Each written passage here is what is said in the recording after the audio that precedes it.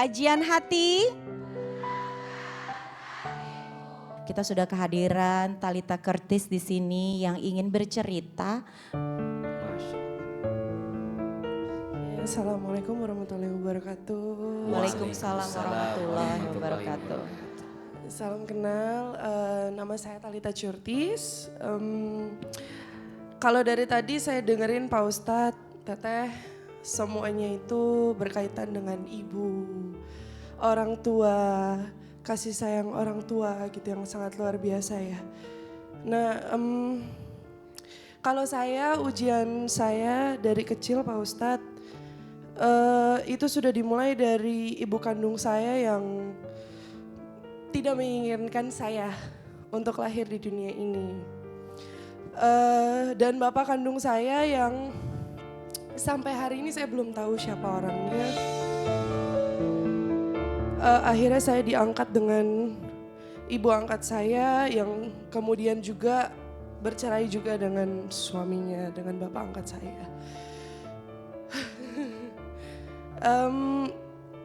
Mungkin saya adalah salah satu anak atau manusia yang kurang beruntung untuk dibesarkan dengan kehangatan atau kasih sayang orang tua. Jadi saya lebih merasa kalau saya tuh selalu gedenya tuh sendiri. Jadi apa-apa kalau saya sedih ya saya nangis sendiri. Kalau saya capek ya saya sendiri karena ibu angkat saya juga sibuk dengan dunianya. Bapak angkat saya juga sudah di luar negeri dari kecil.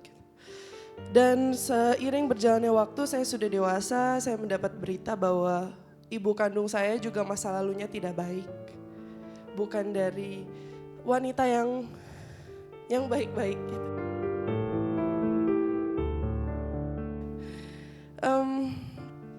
Tapi saya berusaha untuk berdamai dengan itu semua, dengan apa yang sudah terjadi, dengan masa lalu saya, dengan segala macamnya. Akhirnya saya berfokus dengan dunia karir saya, yaitu saya acting, saya syuting, saya ya memberikan yang terbaik apa yang saya bisa gitu. Tapi yang namanya ujian ya Pak Ustadz, Allah selalu kasih ujian manusia ya pada waktunya gitu. Saya dikasih ujian yang silih berganti gitu. Dari saya merasanya pintu rahmat Allah itu ditutup, rezeki diambil satu persatu sampai akhirnya saya harus tinggal di petakan, jualan di pinggir jalan, panas-panasan, jalan kaki, bawa-bawa bakul nasi. Jadi kalau diinget-inget tuh berat juga ya gitu. Nah saya pertanyaannya tuh Pak Ustadz lebih ke apakah keterpurukan saya itu adalah berasal dari saya dan keluarga saya, dan gimana caranya pintu rezeki saya itu dibuka selebar-lebarnya, dan juga apakah yang terjadi dalam hidup saya itu berhubungan dengan masa lalu saya.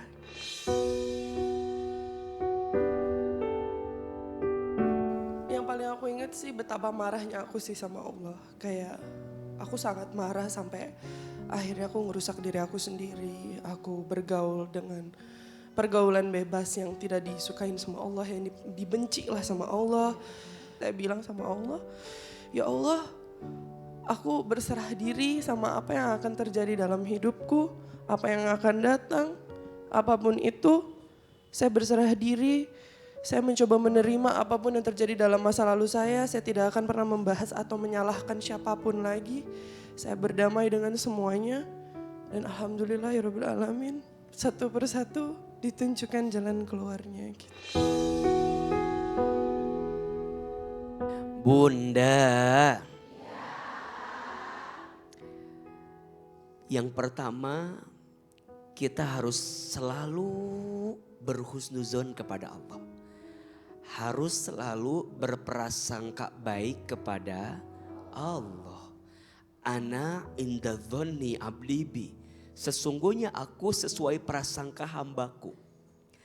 Maka apa yang hambaku sangkakan kepadaku terhadap takdir yang terjadi, itulah juga yang Allah akan hadirkan kepada kita. Perhatikan hadis berikut ini. Rasulullah Shallallahu Alaihi Wasallam bersabda, Inna idhamal jazai ma'a idhamil balai. Sesungguhnya besarnya pahala yang Allah siapkan tergantung beratnya ujian yang kita dapatkan. Wa innallaha idza ahabba qauman ibtalahum. Dan sesungguhnya Allah apabila mencintai seorang hamba, ibtalahum, Allah akan segerakan ujian kepada hamba tersebut.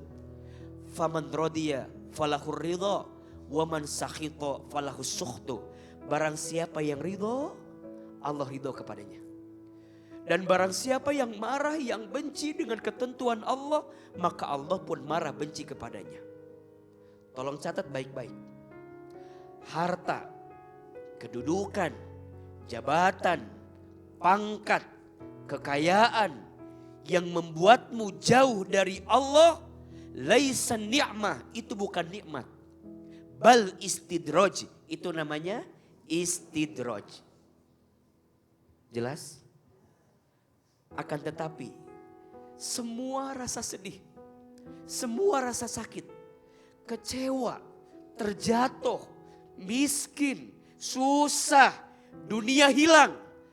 Tapi keadaan itu membuat kita makin dekat dengan Allah. Hadih nikmah, ini namanya apa? Nikmat. Maka Mbak Talita bersyukur. Kalau semua yang kemarin didapat dengan cara yang tidak baik, pasti dengan caranya Allah akan ambil. Dan kita harus ridho, harus ikhlas.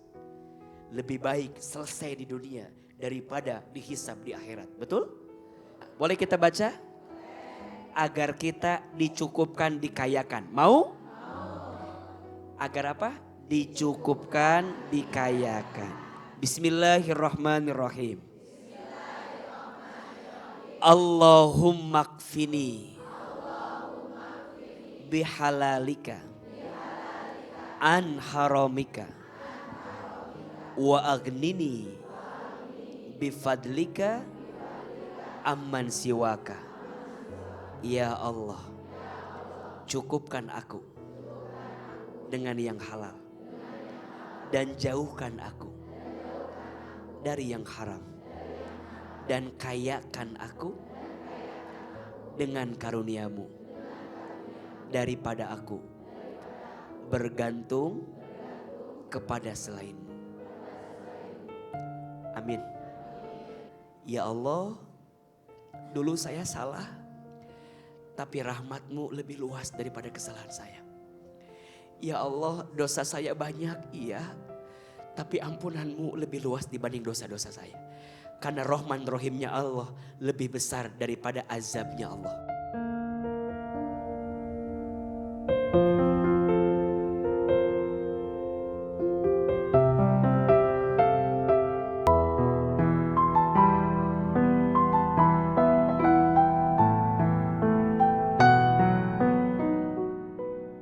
Masya Allah. Bunda,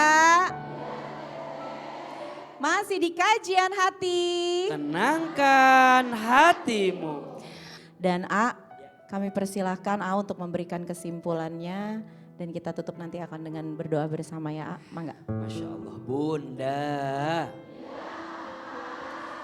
tidak harus menunggu sempurna untuk bahagia. Cukuplah bersyukur dan belajar menerima apa yang Allah hadirkan untuk kita.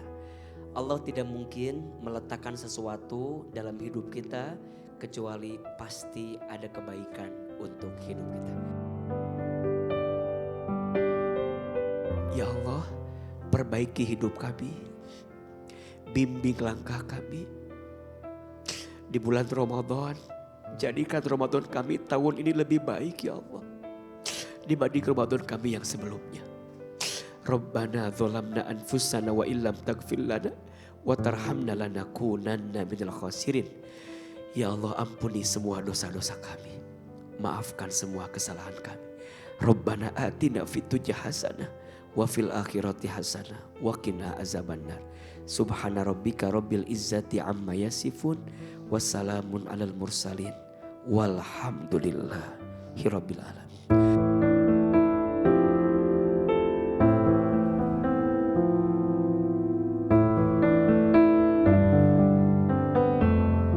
Bahagia bukan milik yang sempurna, tapi mereka yang pandai menerima luka dan celah bukanlah akhir cerita, karena syukur mengubah duka menjadi cahaya. Alhamdulillah, terima kasih sekali lagi kepada para bunda dan juga pemirsa. Mohon maaf apabila saya dan juga AA ada salah-salah kata. Insya Allah kita akan bertemu lagi masih di Kajian Hati. Tenangkan hatimu.